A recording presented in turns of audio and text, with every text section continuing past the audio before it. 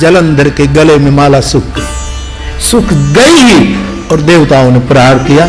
जलंधर की मृत्यु हुई और जलंधर की पत्नी वृंदा सावधान हो गई कि मेरे से कुछ छल हो रहा। कहा कि आप कौन हैं? जल्दी बोलो, जला दूंगी। तब भगवान विष्णु ने कह दिया, मैं विष्णु हूं। आप जगत के बाप होकर मेरे पातिव्रत्य के साथ आपने छल किया। मुझे जो दंड देना दे दो। मैंने किया, लेकिन मैंने जगत कल्याण के लिए किया। युद्ध में कोई वीर पुरुष हो, उसका सीना छेदने के लिए उसके पहने हुए बख्तर को पहले छेदना पड़ता है। कभी कभी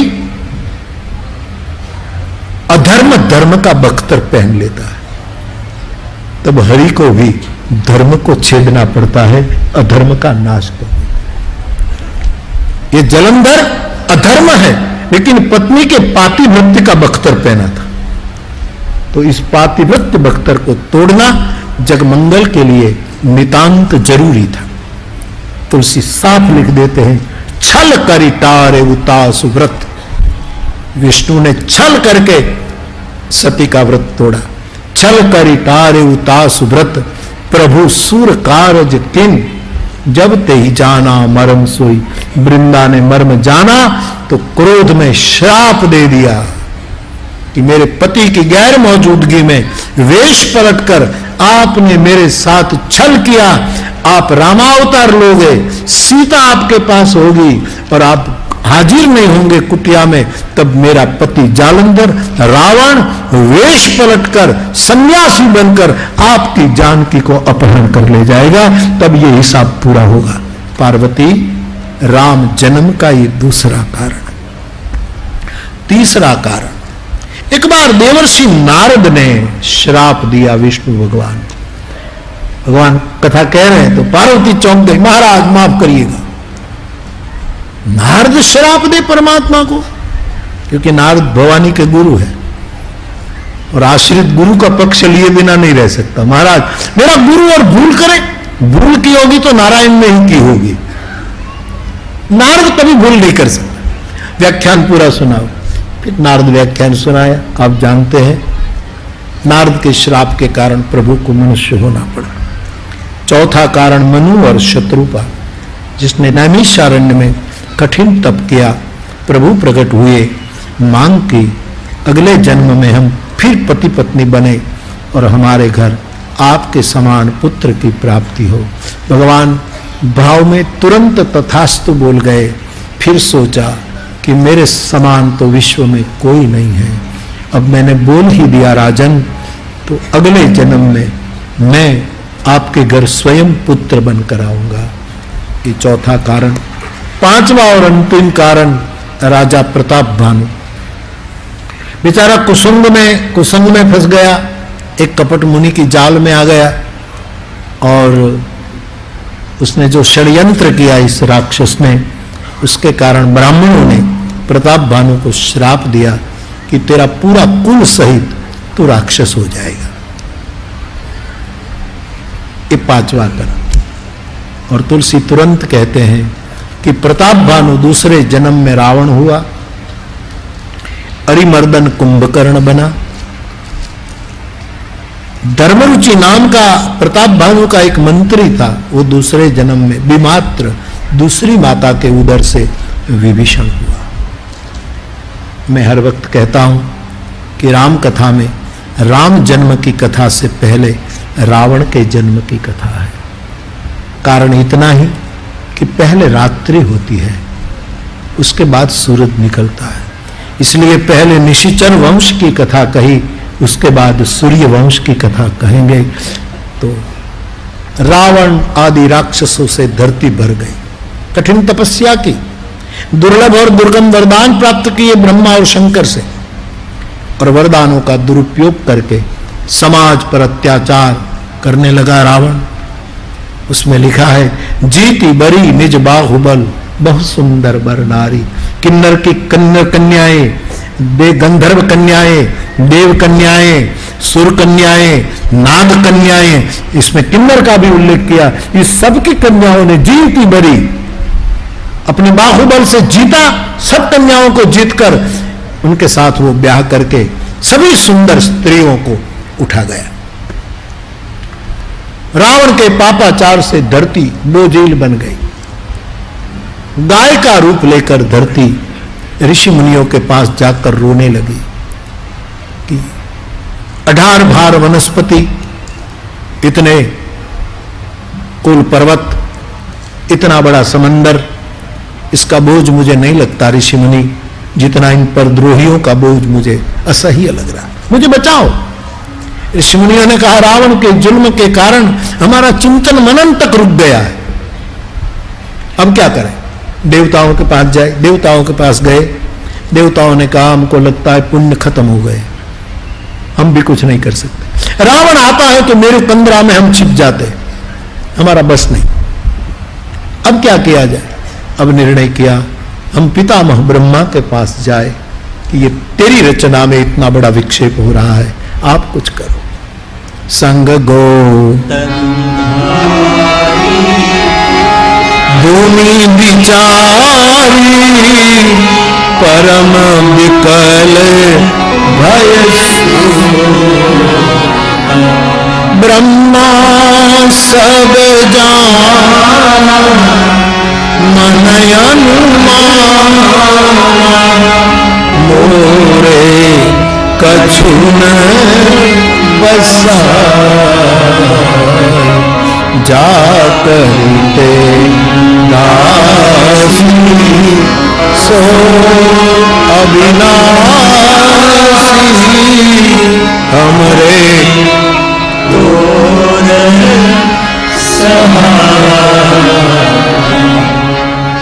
ब्रह्मा पृथ्वी को ढाढ़स देते हैं कि हमारे बस की भी बात नहीं रही। अब तो एक ही उपाय है, पृथ्वी आपको और हम सबको जिसने बनाया है वो परम तत्व की शरण जाए, उसको पुकारे।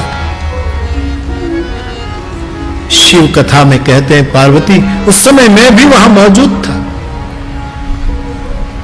और पितामह ब्रह्मा ने सबको पूछा कि भगवान को पुकारने के लिए कहां जाए, क्षीर सिंधु, वैकुंठ, साकेत, जाए कहां? सब बिलक बिलक मत देने लगे। तब शिव जी कहते हैं भवानी पितामह ने मुझे पूछा कि महादेव आपका क्या मत है?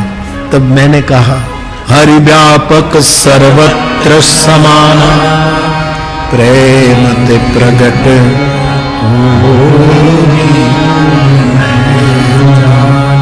मैंने कहा था देवी उस समय कि परमात्मा सब जगह समान रूप में व्याप्त है, स्थलांतर की जरूरत नहीं, भाषांतर की जरूरत नहीं, इवन कालांतर की, समय फिर बदलने की भी।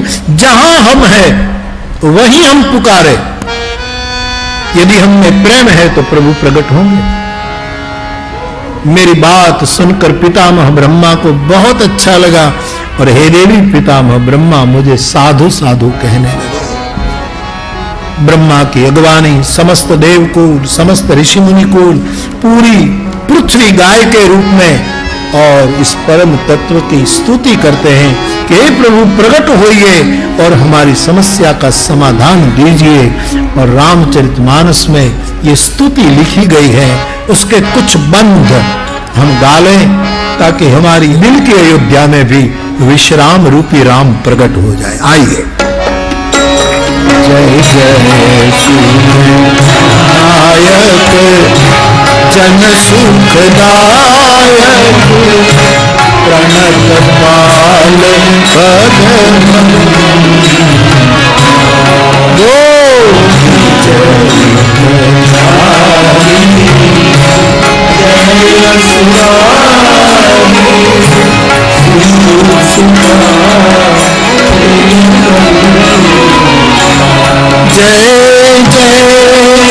अविनाशी सब घटवासी व्यापक परमानंद आदि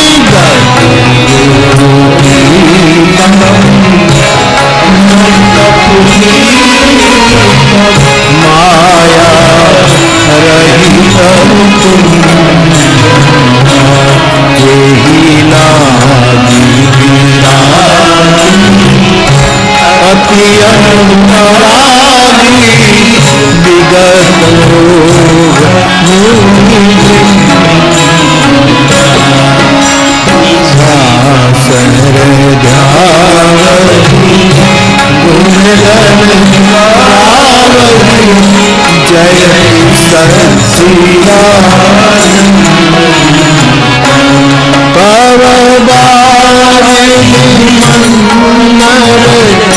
सब विधि सुंदर गुण मंदिर कर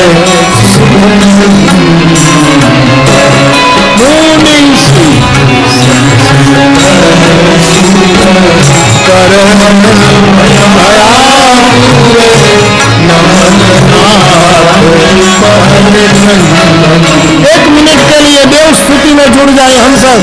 सीता राम राम राम राम राम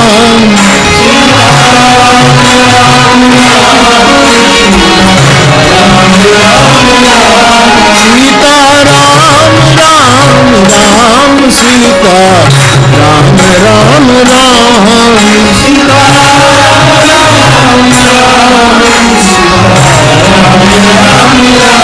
सीता राम राम राम सीता राम राम हरि बोल।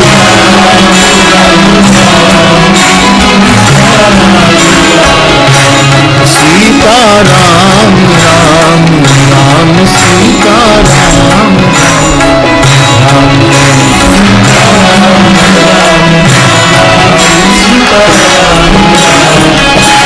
सीता राम राम राम सीता राम राम राम सीता राम राम राम सीता राम राम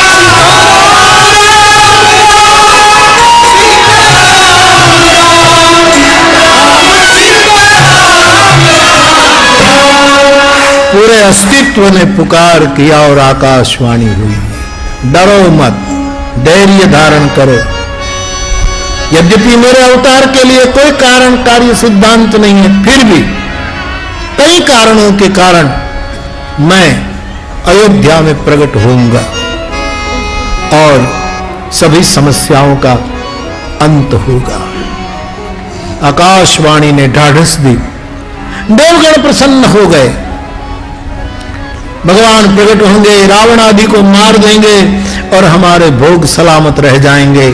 सब देव प्रसन्न होकर के अपने भोग भवन की ओर जाने लगे। ब्रह्मा ने कहा कि आज तक हम भोग भोगते रहे, इसलिए असुरों से मार खाते रहे, अब भोग भोगना बंद करो, प्रभु की सेवा में खुद का भोग चढ़ाओ, बलिदान दो, सेवा करो। अब भोग दो तो क्या करें? बोले बंदर भालू का रूप लेकर हम सब भगवान से पहले धरती पर चले जाए। देवताओं के आंशिक अवतार सब बंदरों के रूप में धरती पर आ जाते हैं, भगवान की प्रतीक्षा करने लगते हैं और तुलसी हमें राम जन्म की भूमिका बना करके अयोध्या लिए चलते हैं, जहां राम का प्रागट्य होने वाला। आइए मानसिक यात्रा करते हुए अयोध्या जाएं और गोस्वामी जी के मंत्रात्मक पंक्तियों का गायन करें। अवधपुरी रघुकुल मंदा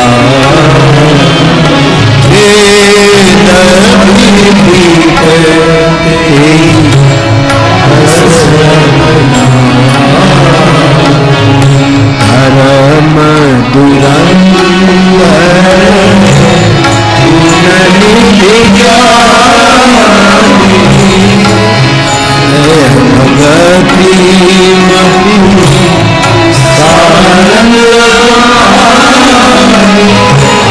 एक बार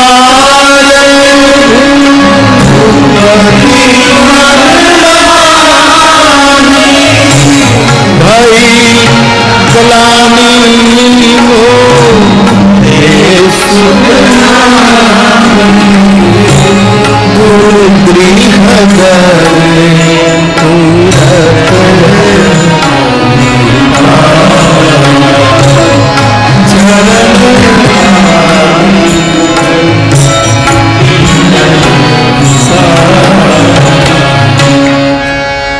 अयोध्या का सार्वभौम राष्ट्र, रघुकुल का शासन, और रघुकुल में मणि के समान वर्तमान राजाधिराज दशरथ जी जो वेद विधि व्यक्तित्व है, धर्म धुरंधर है, गुण निधि है, ज्ञानी है, सारंग पाणी की भक्ति भी हृदय में विराजमान है। तुलसी परिचय देते हुए कहते हैं, दशरथ जी की कई रानियां, इनमें से कौसल्यादि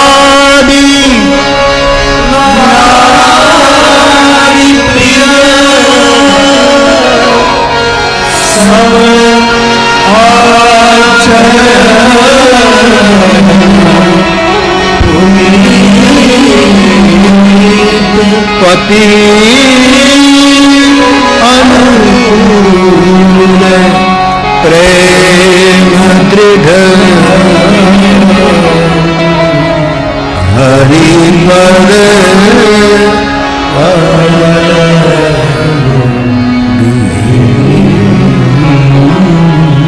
कौशल्यादि प्रिय रानियां हैं, सब पवित्र आचरण में जी रही है। मैं अक्सर इस प्रसंग पर समाज को कहता रहता हूं, खास करके युवान भाई बहनों को, कि हमारे दाम्पत्य में राम जैसी संतान प्रकट हो, ऐसा यदि मनोरथ है तो दो ही काम करना। पति अपनी पत्नी को प्रेम दे और पत्नी अपने पति को आदर दे। स्त्री को चाहिए प्यार, और पुरुष जरा घमंडी होता है, उसको चाहिए आदर सम्मान। पत्नी को प्यार और पत्नी पति को आदर दे, उनके दाम्पत्य में राम जैसी संतान प्रकट हो सकती है, और हमारा छोटा सा परिवार अयोध्या बन सकता है। लेकिन इतना नहीं हो पा रहा, और दाम्पत्य जीवन दिन ब दिन बिगड़ता जा रहा है। ऐसे समय में राम कथा हमारे जीवन को मोड़ दे सकती है, हमारे जीवन का एक महत्व का उसको टन दे सकती है। एक बार महाराज दशरथ जी को ग्लानि हुई कि इतनी रानियां होते हुए मुझे कोई पुत्र नहीं है, कोई वारिस नहीं, मेरे से रघुवंश समाप्त हो जाएगा। लेकिन ये पीड़ा कहूं तो किसको कहूं? एकमात्र उपाय है, एकमात्र स्थान है गुरुद्वार। आज राजद्वार गुरुद्वार के पास गया है। व्यासपीठ कहती रहती है कि जब कहीं भी समाधान न मिले तो आखिरी द्वार है, जिसको मेरे देश की आध्यात्मिक प्रवाही परंपरा कहती है, वो है गुरुद्वार। ठाकुरा तुम शरणा ही आए, हे गुरु तेरी शरण में आया हूं, अब तू जवाब दे। दशरथ जी अपने सुख दुख के समीध लेकर के वशिष्ठ जी के पास गए, सुख दुख सुनाए। बाबा आपकी कृपा से बहुत सुख है, लेकिन एक पीड़ा भी है कि पुत्र नहीं है।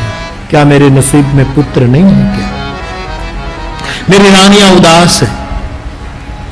मुस्कुराते हुए भगवान वशिष्ठ जी ने कहा, राजा देर आपने की है, मैंने नहीं की।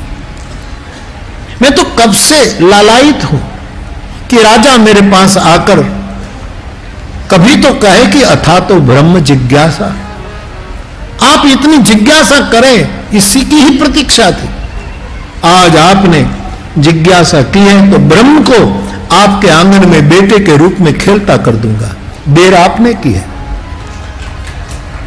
धैर्य धारण करो, एक नहीं 4 पुत्रों के पिता हो जाओगे भगवान। हां, लेकिन एक विधा से गुजरना होगा। हुक्म, बोले श्रृंगी ऋषि को बुलाना होगा। महर्षि श्रृंगी आते हैं, पुत्र कामेष्टि यज्ञ करवाते हैं। महाभारत में जो पद्धति की बात आई, जिसको पुत्र नहीं, उसके लिए जो पद्धति की आजमाइश की गई है, वहां थोड़ी खुली बातें तुलसीदास जी उसको यज्ञ का रूप दे देते हैं। और ये यज्ञ वशिष्ठ जी ने नहीं करवाया, ये मर्यादा का शास्त्र है। महाभारत की उस पुत्र संतान प्राप्ति की एक विशेष पद्धति में स्वयं व्यास उतरते हैं, या वशिष्ठ नहीं उतरे। मैं गुरु हूं, मैं संकेत कर सकता हूं। श्रृंगी को बुलाओ, यह है फर्क मानस और महाभारत का। श्रृंगी ऋषि वशिष्ठ है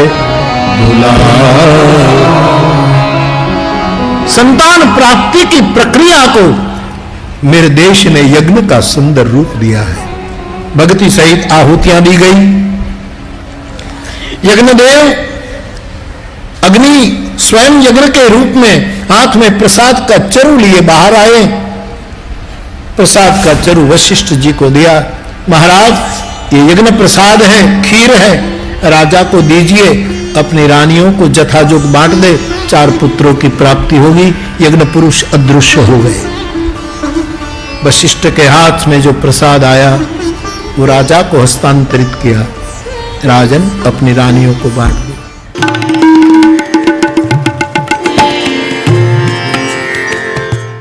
नमस्कार, मैं हूं मानक गुप्ता।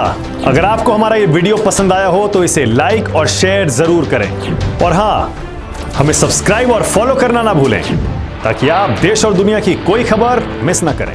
तो जुड़े रहिए हमारे साथ और देखते रहिए न्यूज़ 24।